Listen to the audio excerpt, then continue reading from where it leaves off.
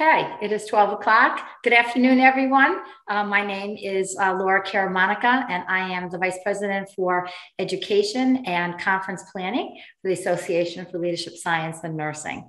Our association is an international association dedicated to uniting academic and service leaders to shape leadership science and education in nursing. Next slide. So today I have the honor of introducing our speakers for this webinar, which will be on the reflection from the middle, the United States nurse managers' experience during the COVID-19 pandemic. So I would like to welcome our panel of three. Dr. Esther Chipps will lead this discussion. She is has a joint position at The Ohio University Hospital, as well as a full professor at The Ohio State University College of Nursing. This conference, next one, has no conflict of interest for anyone with the ability to control the content for this activity. And I want to remind everyone that the course has been approved from the California Board of Registered Nurses as a provider for one nursing contact hour. If you will, complete the survey that you will receive the link to after this presentation, and it will be sent to you by email. And once you complete that, you will be able to download your certificate. So without further ado, Dr. Chipps. Thank you, Dr. Karamonica. Let me go ahead and share my screen here.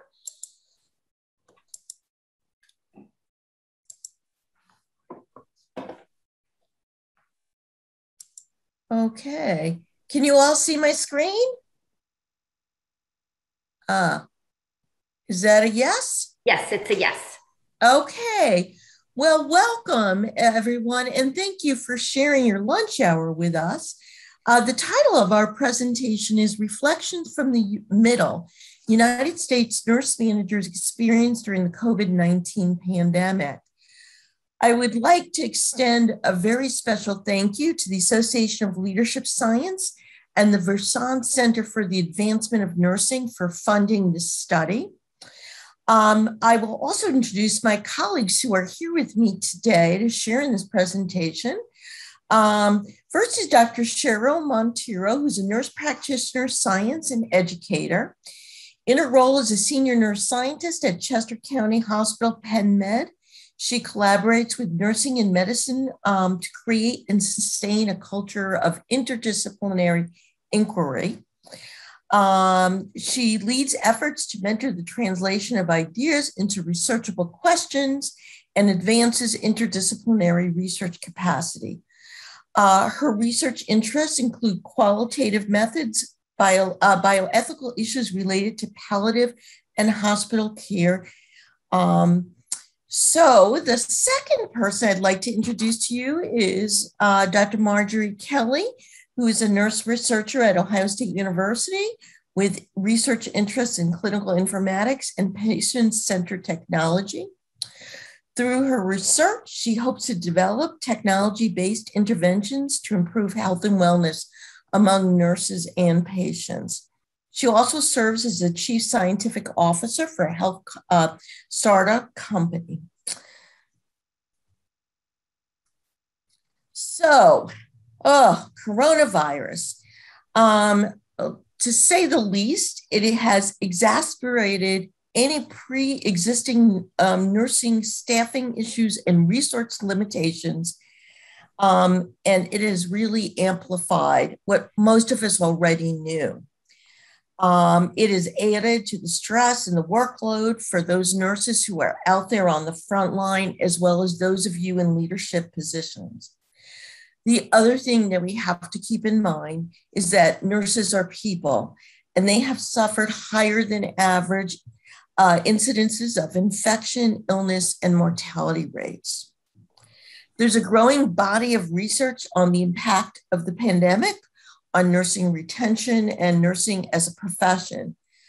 These findings are extremely worrisome, and to say that we are in a crisis is probably, a workforce crisis is probably putting it mildly.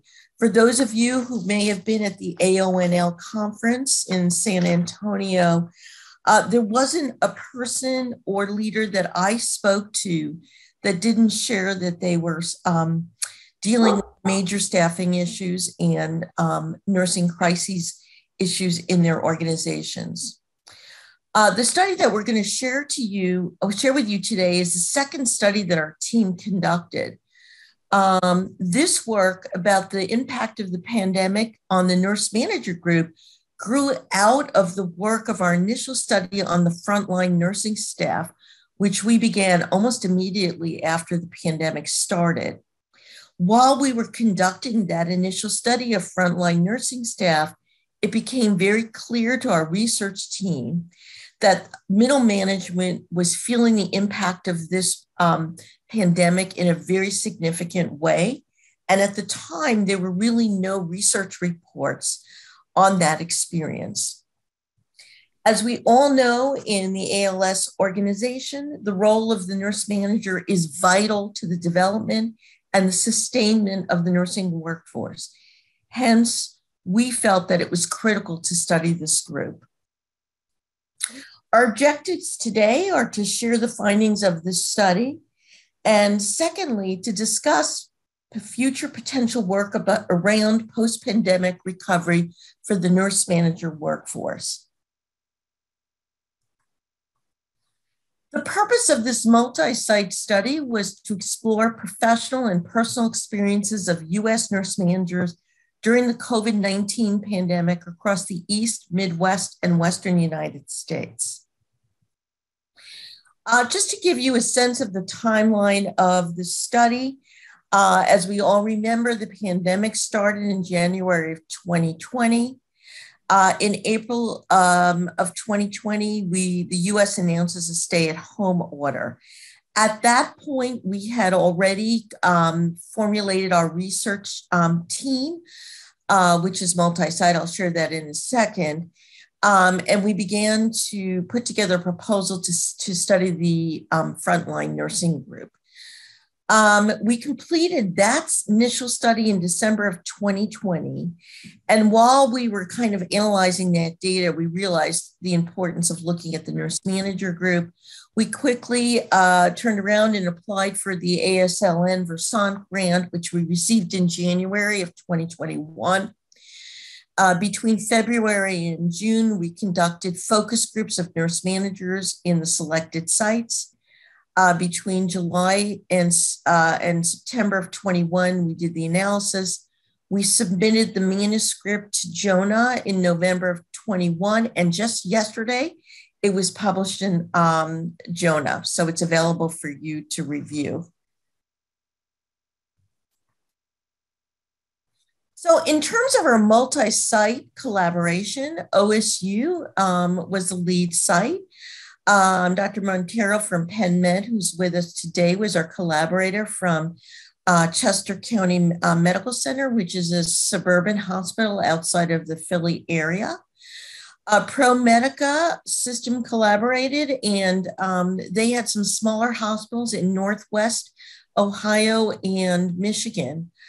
We also had the opportunity to collaborate with some rural hospitals in the Mercy Health System in Missouri, as well as UCLA in Los Angeles, which was a larger academic medical center, of course.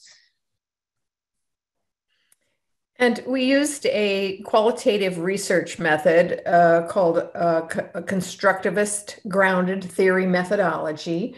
Unlike phenomenology, which describes what and how, or for example, discourse analysis, which is another type of qualitative methods that analyzes kind of from the outside in and analyzes actions, we chose the grounded theory methodology and methods because they are really useful when the nature of the research is exploratory. And we kind of have never been, nurse managers have never been in this situation before. So we really thought this would be a good methodology. Also, grounded theory methods are useful when little is known about the phenomena or the phenomena is relatively new, both of which were true in this case. Grounded theory methods are useful in identifying patterns and in answering the why questions. So that was really appropriate. And so we matched the research methods to understanding what was going on with these nurse managers and in our previous study with our nurses.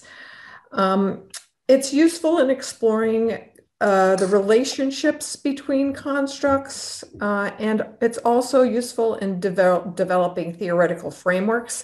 We did develop a theoretical framework with our nurses study, but we didn't do so with this group of nurse managers.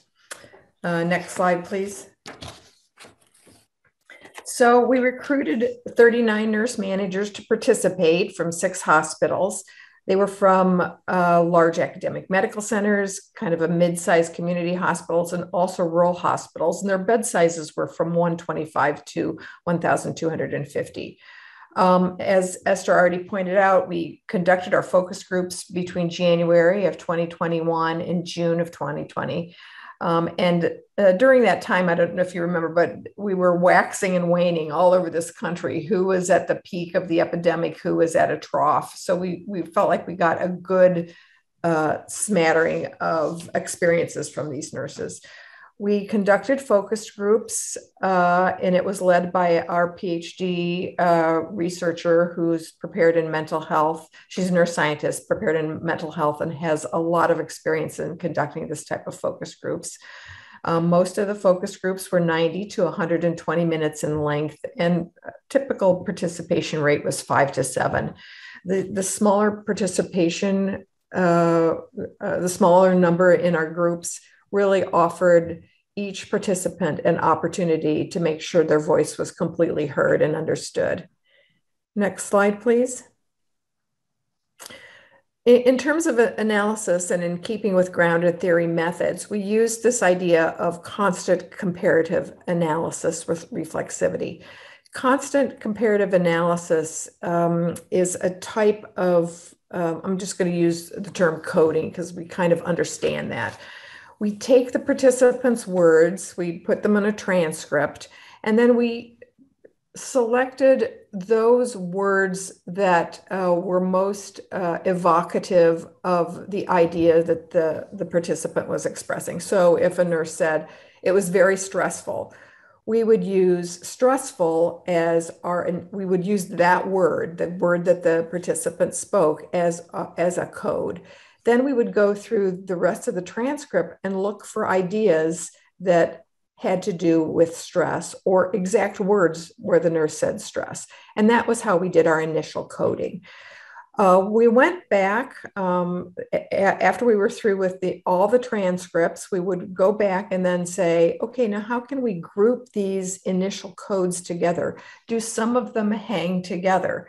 And we would raise it to a more theoretical level. So, and we'll talk more about what our themes were, but it was an iterative process, and we would go through it until the themes were saturated, meaning we couldn't find any more confirming or disconfirming evidence, and that most of our participants were talking about this specific theme. Again, it's an iterative process. And as we moved through, we were also able to reflect on our own personal biases and how we might be bringing our ideas into some of this work. We were particularly cognizant of the fact that we had just done a study with staff nurses where we had done this exact work. And we were aware that that bias might bleed into this. And that's how we completed the analysis. Next slide, please. 3 major themes were identified in our study: challenges, feelings, and emotions, and coping. Nurse managers faced many new and complex challenges during the pandemic. As the pandemic progressed, nurse managers experienced a myriad of feelings and emotions, the majority of which were negative. Finally, within the theme of coping, nurse managers shared their coping strategies, both those that were effective and those that were no longer working. Within the challenges, we had multiple sub-themes: organization and leadership challenges, workforce and team challenges, challenges associated with death and dying, personal challenges, challenges with communication, and moral and ethical challenges. Nurse managers described many organizational and leadership challenges associated with managing staff as nursing staff were quarantined or were ill with COVID-19. One nurse manager commented, "Staffing was insane with so many nurses coming in and out of quarantine."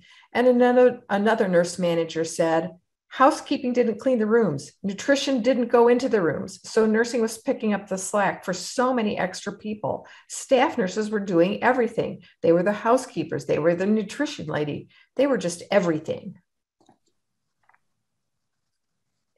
Nurse managers reported feeling ill-prepared to provide the intensive support and reassurance needed by their staff. One frustrated nurse manager said, "Basically, you've been a cheerleader and a therapist and a mom and an auntie and a sister and all the things to the staff because it was fear, the fear of the unknown." And that was the big thing. Everyone was so scared. It was just getting everyone through and coming out on the other side. Trying to provide that level of support to my staff was mentally exhausting. I just felt helpless because all I could do was tell them where the resources were that I knew about. I have no background in being able to provide that level of support for them. And another nurse manager commented, "I get texts from staff 24/7, and a lot of it is personal. So you carry all of your own personal things on your shoulders, and then you're worried about your staff, about somebody else because their father passed away or they're having trouble with their kids."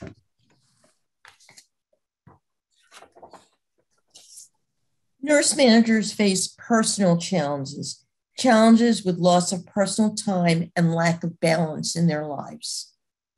One nurse manager commented, "There's no disconnect.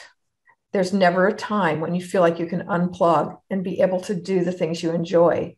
I really actually started questioning my career choice." And another nurse manager lamented, "You don't feel that you're enough here.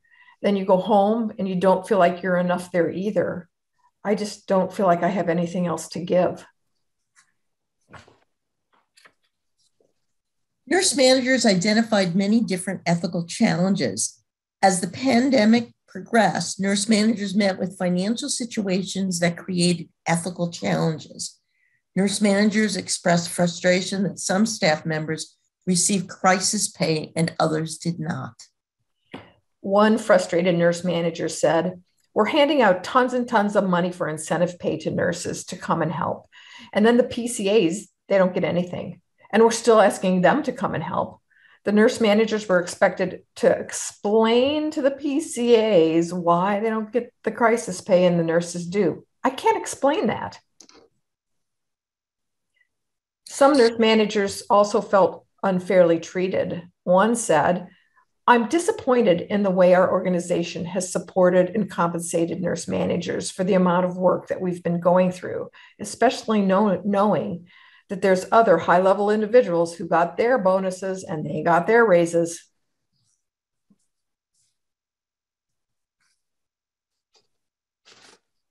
Nurse managers discussed the increasing number of deaths that they and their staff faced among the patients and deaths in their own personal lives. One nurse manager commented, "We are all trying to deal with the fact that there is a new normal. But for us in healthcare, we are the last people these dying patients get to spend time with before they pass. And it takes a toll. We've never seen so many people who have passed away in so short of time. As nurses, we've always coped with the end of life, but never in such high numbers and so frequently and so stressfully."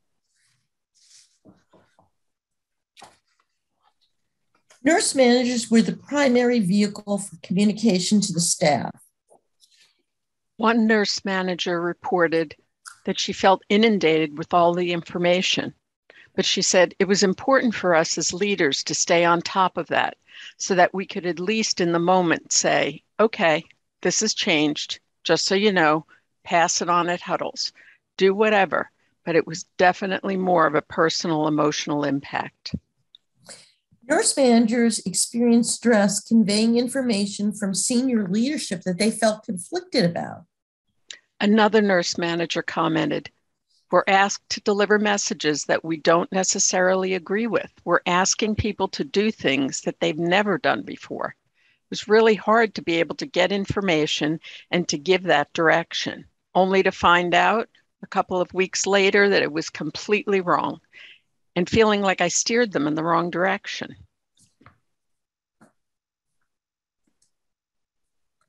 The next major theme was feelings and emotions. Both positive feelings and emotions, and negative feelings and emotions. Nurse managers expressed some positive feelings, mostly about pride in their teams. One manager reported, we will be forever grateful to the other hospitals in our healthcare system that took the overflow patients. We will be forever grateful. Another said, and I was grateful that I could still come to work because otherwise I would have just been at home. And I know people that are just at home and don't live with anyone. I was grateful that at least I could come here and have a normal routine. As the pandemic progressed, nurse managers had a myriad of feelings and negative feelings and emotions. One frustrated manager said, I'm exhausted, just absolutely spent and exhausted. This past year has been really challenging in a number of ways, and I don't have a lot of reserve left in me as far as coping. I have trouble concentrating. I have trouble completing tasks. And in my own personal life, I can't make commitments outside of my household because I'm just exhausted. Another reported, I have a feeling of sadness. I've been in my role now for 11 years. This has been my most difficult year. I'm on double blood pressure medicine since a couple months ago because the stress is just tremendous. There is very little outlet for the stress. Some nurse managers expressed feelings of failure. Another manager lamented, you feel somewhat like a failure because the things that you feel like you're responsible for, you just don't have the bandwidth to do it. The third theme was coping, and within that, we had the sub-themes of self-care, resiliency, and support. Nurse managers reported struggling to find the time and energy to take care of themselves. One nurse manager said, it's been a rough year. You almost just don't feel like you're enough here. Then you go home and you don't feel like you're enough there either. I don't feel like I'm giving enough anywhere or I have anything else to give. And another nurse manager said, I have had a really hard time sleeping. I can go to sleep fine, but then it seems I wake up a lot. And as soon as I wake up, it's a lot of thinking about work, worrying about what I have to do first thing in the morning, and then the rest of the day, and then the rest of the day goes okay. The next sub-theme was resiliency. Nurse managers spoke of building resiliency by drawing on past experiences. One nurse manager suggested, with my experience having to deal with AIDS and the outbreak of AIDS way back when, and nursing and knowing what that was like, I drew on that experience to be able to help with my staff get through this. Support. Nurse managers gained support through each other. One nurse manager commented, I think having each other, not upper management, not our bosses or supervisors, but really having our colleagues who are going through this with us, to be able to talk about this and to share, being able to call at any time in the day to really share your frustration, that's probably been the best therapy. In conclusion, nurse managers are experiencing escalating concerns about the healthcare budget. As the cost of supplemental staff are increasing, hospitals are faced with some very serious financial concerns.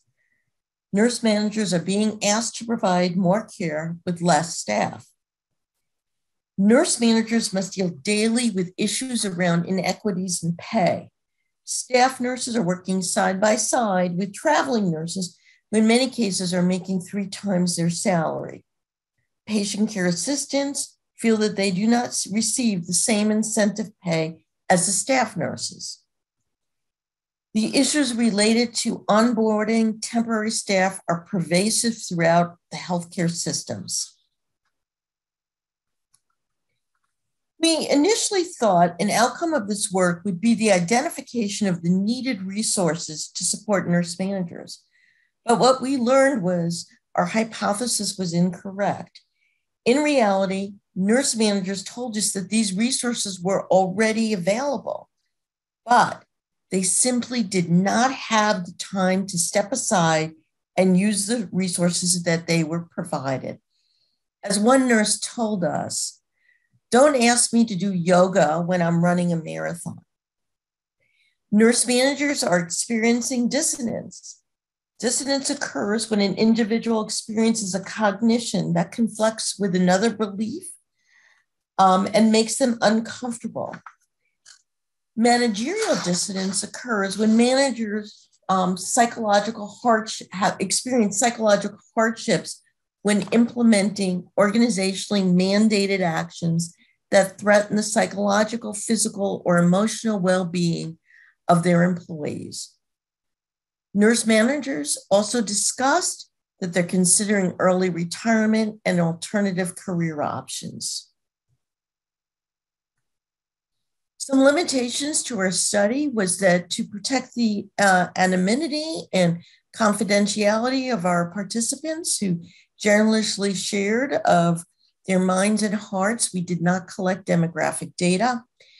As you saw, based on the timeline, surge rates were varying across the country as we were collecting this data. And as Dr. Kelly mentioned, there may have been some bias because we had completed a similar study with frontline staff nurses. So let's move to the current situation. National leaders are reporting that frontline staffing and leadership positions are in a constant state of flux. The ANA, in their continuing work called the COVID-19 Pulse Survey, collected data in January of 2022. They had a sample of about 12,000 nurses, of which nearly 500 were nurse managers. From that 500 or that 484 nurse managers, optimism among nurse managers was ranked as 5.5 out of 10. Moreover, nurse managers rated their emotional health as 3 out of 5, and 31% sought professional help. Let's leave at the most recent intentional to leave data. They were asked their intention to leave in the next 6 months. 18% said yes, 33% said maybe, and 49% said no. So if you think of that, 51% of these nurse managers are planning or considering leaving their nurse manager position.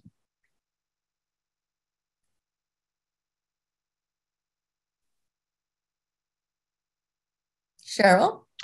So building on the work that we completed with the studies in both frontline nurses and this nurse manager study, and then based on some findings from earlier quality initiative studies that looked at nurse manager workload, we plan to validate a new survey tool to measure actual nurse manager workload across heterogeneous sites, including urban, suburban, and rural areas. We also plan to augment the quantitative data collection with select one-to-one interviews using a semi-structured guideline to further enhance the findings of the tool. Excuse me, and build a basis for an interventional pilot study. This has been written up and resubmitted for funding, and we're awaiting a response on that.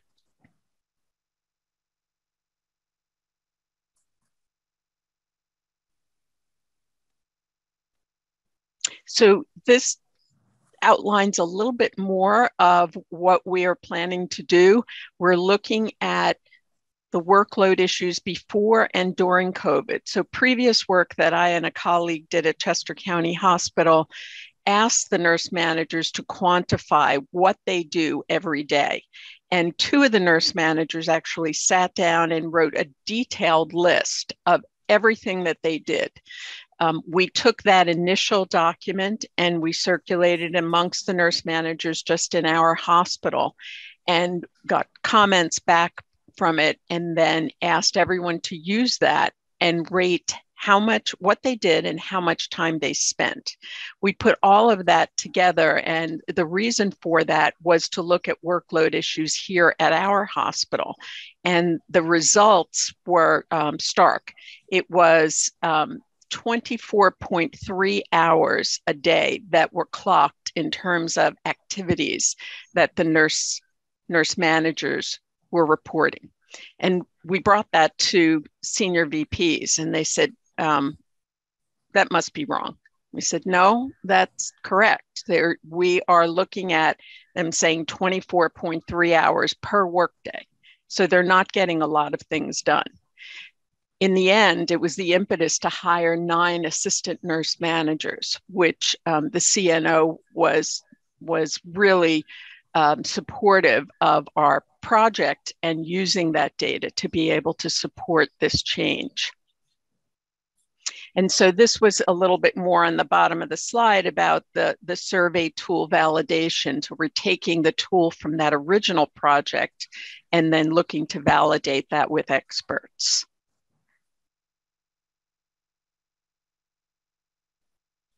Next slide. Next slide. There we go. So I'd like to thank our absolutely wonderful research team. You just met Dr. Kelly. Dr. Sharon Tucker from OSU was our focus group leader. She is a very well-respected neuroscientist with expertise in mental health. And we were grateful for that because there were some really difficult moments as we went through those focus groups. So thank you, Dr. Tucker. Also on our team was Dr. Cindy Zelfro. Dr. Donald Matuno was actually a non-nurse, but a biomedical ethicist who, in collaboration with Dr. Montero, who also has studied bioethics, were able to add some dimensions around the ethical issues. We were also pleased to have 2 doctoral students, Julie Smith and Jamie Baldwin. Our research coordinator was awesome. I'd like to thank Dr. Pamela Miller from UCLA and Dr. Cindy Brockaway from Chester County Hospital, and of course, Dr. Montero, who's with us today. Our references. So I'd like to stop here and first see if anybody has any questions, and then perhaps ask you some questions. First, thank you so much, Dr. Chips, and also thank you again, your team, Dr. Kelly and Dr. Montoro. This was a massive undertaking, as you shared with us.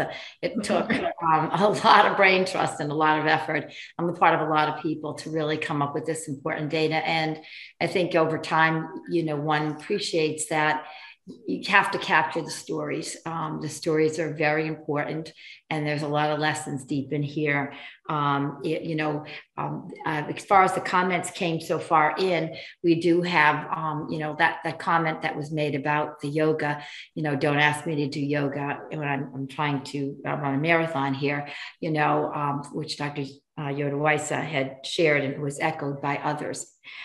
Is an important thing, and that is the organization was trying to do what it could do, and that is provide what they knew what was known or thought to be helpful, but timing is everything. And I just got through yesterday reading the National Academy of Medicine's guess it's up for public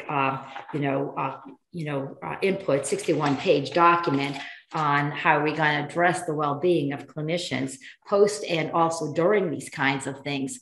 And there was a lot about measuring the current state, and keeping tabs when, that things are escalating, because you want to get in before it's, full blown unsolvable problem or hard to solve problem.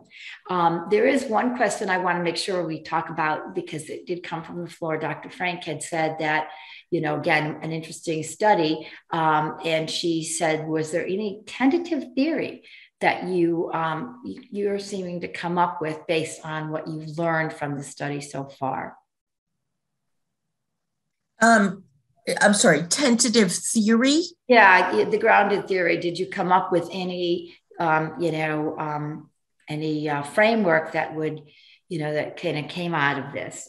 You came up with your 3 themes, the challenges and the feelings and emotions and coping, but anything that sort of calls out to you, with regards to how you would explain this phenomenon that you studied? I can start the discussion with that. Cheryl, you want to jump in afterward? Mm-hmm. We did do a theory with our initial work with the staff nurses. At this point, we haven't analyzed it to that extent. I think we're kind of waiting perhaps for more of Cheryl's work to really triangulate our data. And triangulate the information so that we could find those relationships. I will tell you, just if you pressed me, I would say that it's not too different than the theoretical framework that we put forward for the staff nurses, with one notable exception, and that was the pressures that the nurse managers felt from the organization. They were sandwiched.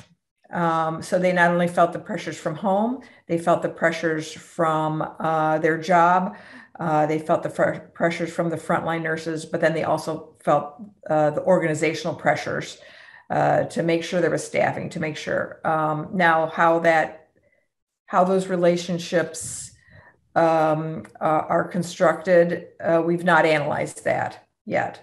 Cheryl, do you have more to add? Yeah, I was going to echo that. Is the theory that we developed that was published in Clinical Nursing, was it January or February 21? I think so, yeah. For our staff nurses is similar to what we began to see here, but we are waiting and hoping with funding that we'll be able to do this next study and combine a little bit more of the information with what we found in this nurse manager study to really flesh this out. But as Margie said, one of the big issues was there seemed to be that additional weight. And it reminds me of the one slide that Esther showed you where the eggs are between the 2 blocks of cement. And so not only did they feel the stress of anybody who was a nurse, but that additional stress, and then they were getting the stress from the bottom. So I think that'll be interesting as we continue to be able to analyze. Thank you for that great question. Yeah. Thank you, Dr. Frank.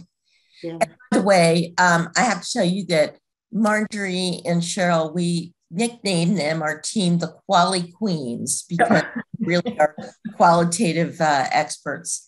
So thank you. I'm glad they could both be here with us today. I'm so pleased to see Dr.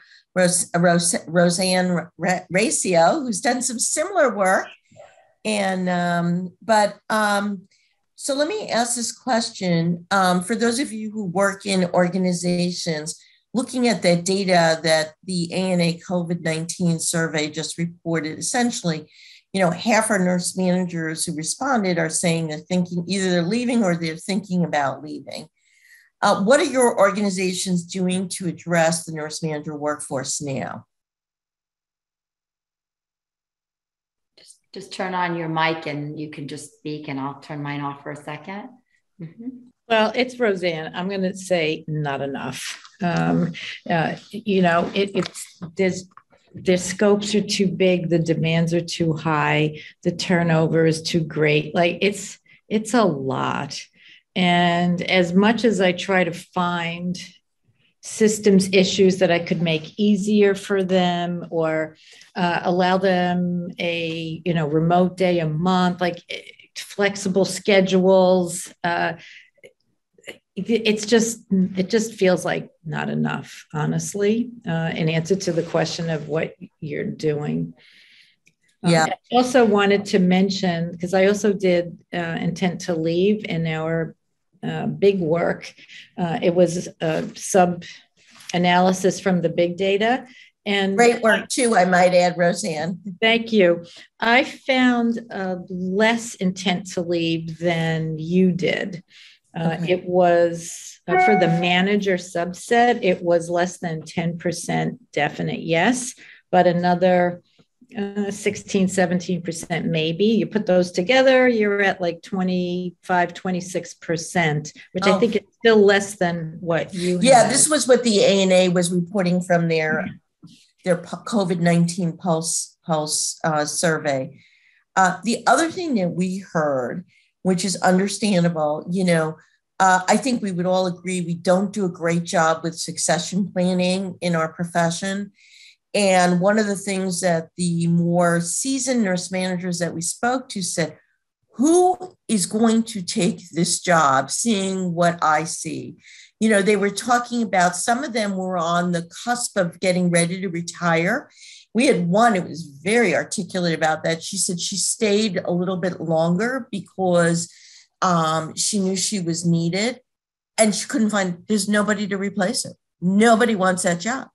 So, we're hoping that this work that we've just put together, Dr. Montero will be the PI, where we're going to look at some changes, like what are the absolute things that people are doing in that role. And maybe that we need to look at what can be done by others. There are clearly some things I think that nurse managers are doing that might be done by others. And it may be time, I know that years ago, there was always a discussion about having business managers in, doing some of that work. And maybe it's time to consider looking at that again. I remember back in the 80s, they had a whole team of people that would manage the expenses on the unit, making sure the part supplies were correct. And I think they were called unit managers. Yeah, but then what happened was nursing got down to the bottom. What I want to know is, what is the top management, the head of the place, doing to support nurse managers? Because I keep, your graphic, Esther, was perfect with the eggs.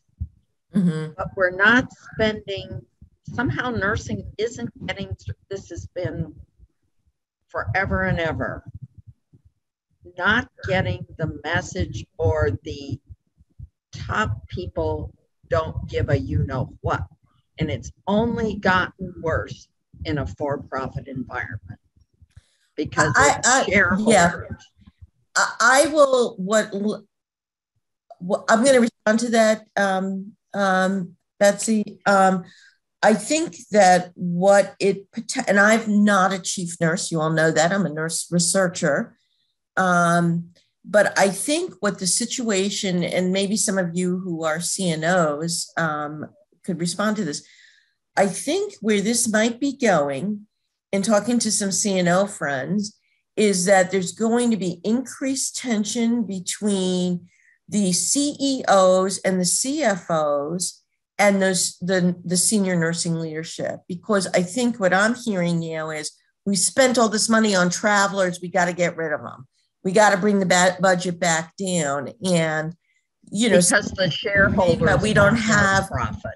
Right. We don't have our own staff to be able to do this. So I think there's going to be some increasing tension between the non-nurse senior leadership and the nursing senior leadership. I don't know if Roseanne and David, if you're, want to speak to that at all. Hey, good morning, everyone. It's David. I'll start. One of the things, sort of like Roseanne did, and some other person mentioned it, we did add additional clinical nurse managers at the front line. So those are more shift-focused leaders, and they report to the unit director. So now on every unit, for a normal size unit, we've added a second person. So that is an entire new layer into the system.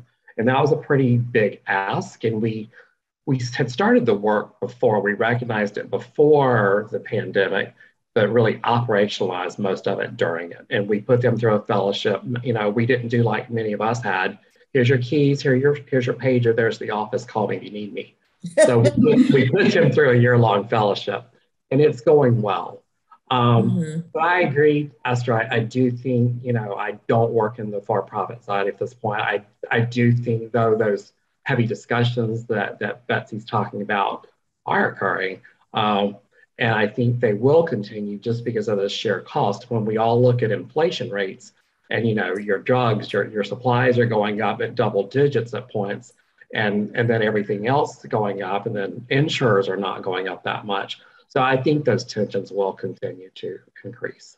I didn't lose as many managers or directors as some of you all have mentioned. I lost a few that first year, but they were in their 30s and they said, I'm not doing this anymore. I'm done. That toll was too much. And but I think it's not over. I think this is, as this next, whatever we want to call this next little adventure is, and then you have other threatening viruses out there, and work just goes on and on. So I think, we're just going to continue to see people disgruntled. I've always enjoyed a really low turnover rate, and I'm sorry to brag, but prior to the pandemic, I ran around 8%. I am in the double digits now, running around 12, so far lower than the national average, but I think it's going to continue to go up. So I think it's just going to be a multifactorial issue as it continues to evolve. I'll build on. Oh, go ahead. I was just going to say, I'll build. I went to an ACHE meeting this week or last week, and several CEOs spoke up. There was a panel of nurse leaders that were talking about the experiences that they had through the pandemic, and there is definitely, as Esther described eloquently, some tension between the three COs, three O's, if you will, in terms of getting the budget back. And two CEOs in the audience mentioned bringing in a new healthcare worker. I mean, I just wanted to cringe RT again, because there is got to be enough people to give care, and they can't pay the amount of money that it costs for nurses and for traveling nurses. On the same token, the panel nurses did say that they were already gaining back some of the staff that went away as travelers, but they're going through some work with their other leaders to welcome them versus to hold any baggage about the fact they left. So is that something also that you heard, Esther and Marjorie, Cheryl?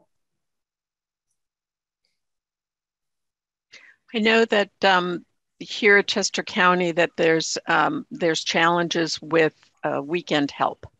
And so, there had been different models where some of the staff did not work weekends because they had the ability to hire weekend staff only. And those people have taken travel positions. So I know right now that's been a challenge. Laura, I'm seeing what you described. People are coming back. I wouldn't say everybody, but there are people coming back who left to travel. I'm still able to recruit, but there's pockets I can't. Like I can't get an experienced ICU nurse. It's not happening right now. So, but follow the money. What you mentioned about the CFOs is absolutely how decisions are made. We're all in trouble. I mean, I'm in this, ivory tower here at Cornell with a skill mix that's the envy of anybody, and we still can't make money. So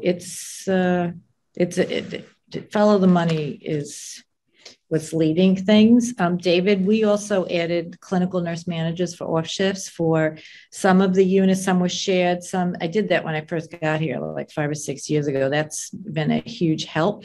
I'm trying to get one each, and I am not allowed to. That is a very big help. Sorry, Esther. Oh, no, I interrupted. But what is a clinical nurse manager? Is that like an assistant nurse? Yeah, manager? it's an assistant nurse manager. Yeah, exactly. And there was one other thing I want to mention before I forget, has nothing to do with what we're talking about now, but the findings that you had in the study you presented seem so aligned with, and I think I just read it in Jonah on the CNO COVID-19 experience. It's either that or Outlook. I think it was Jonah. And the themes were like almost exactly aligned. Somebody's going to do an integrative review someday of COVID experiences, and I think it's all going to line up. Yeah. I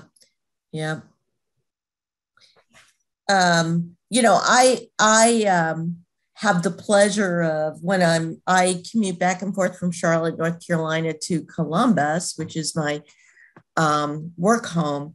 And we have like a nursing hub. So it's great for the nurse researcher to be in the same offices as all the senior leadership. And, I can see, daily the stress and the toll that it's had on our directors. That's the other group too, that there has not been anything in the literature that I've seen on that director role, because in many ways, I guess, depending on the organization you're in, they are also middle management. So, I don't know what's happening with them other than what I know anecdotally from what I see in our group. And they're feeling very stressed. They want to support their nurse managers.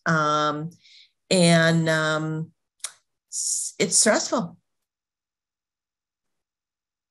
Does anybody see that the for-profit, and I mean, you have to, even in a not-for-profit, get in more than you spend. But, like IU Health took in millions more than they spent. And I'm going, really? And you said you were short of staff? But does anyone think that balance will tip back, that the for-profit mentality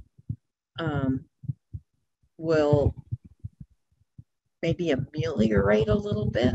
I mean, because since that's happened, healthcare has gone to where in a handbasket.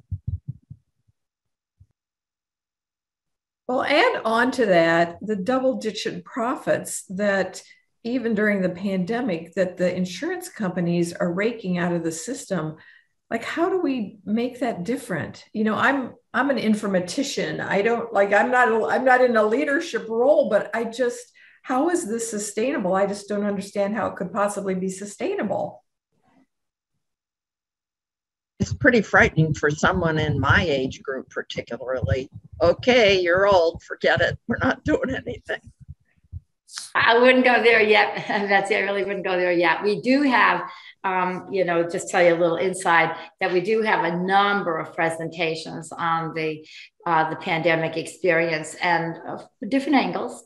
Staffing definitely is one, but different angles. So it is 12:55, so I'm going to have to bring us back to closing this conversation, but great research, great discussion. And, I think we are in a position where we don't have the answers yet, but I will say that again, based on the conversation and this conversation and the one I heard last week, is that it behooves nurse leaders to come up to provide some solutions, because there are others working around us to figure out how to right size the budget and to get the work done.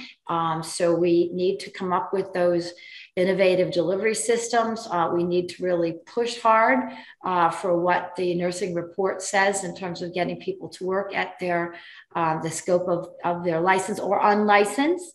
I I got to tell you, from my students, I gave them a staffing challenge and they were trying to go back to the old staffing. And I said, no, I want you to take lessons you've learned from this and restaff this unit in a way that you, barring, there's no standard, but tell me what would be safe in your book. And so we need to bring people to the fact that we've got to create a new normal. I guess that's my point. We've got to create a new normal. It can't be, we're going to go figure out how to get back to where we were. So anyway, let me just say thank you all again for a great conversation.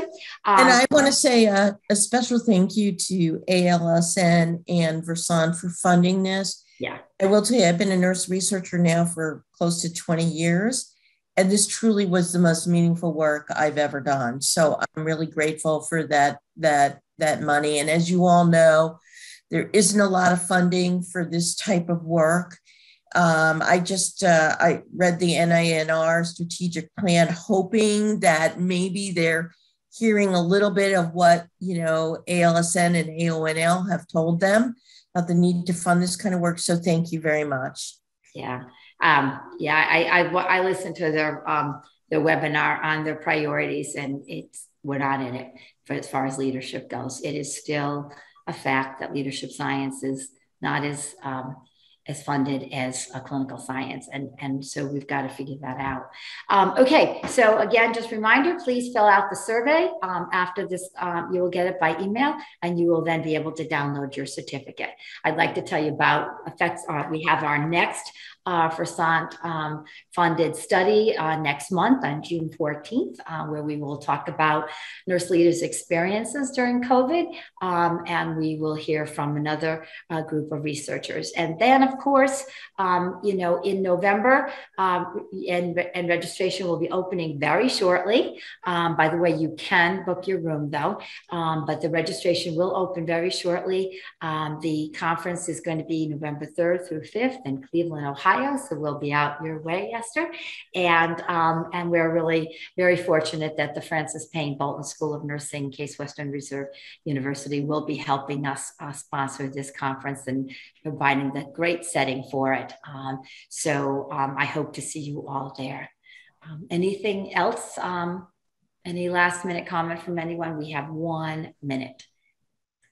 Yeah, Cleveland rocks, Betsy says, yes. And you will see you go to the website, there's going to be a number, even though it's going to be November, number of wonderful things that you can partake in. So hopefully you'll be able to spend the weekend, if you can, to really take advantage of what they do have to offer. So again, thank you all for your participation today. Thank you, Esther, and your team for presenting. Thank you very much. Everybody have a wonderful day and a great holiday weekend. Thank you. Thank you. And Roseanne, please give Columbia a hug. It's my alma mater.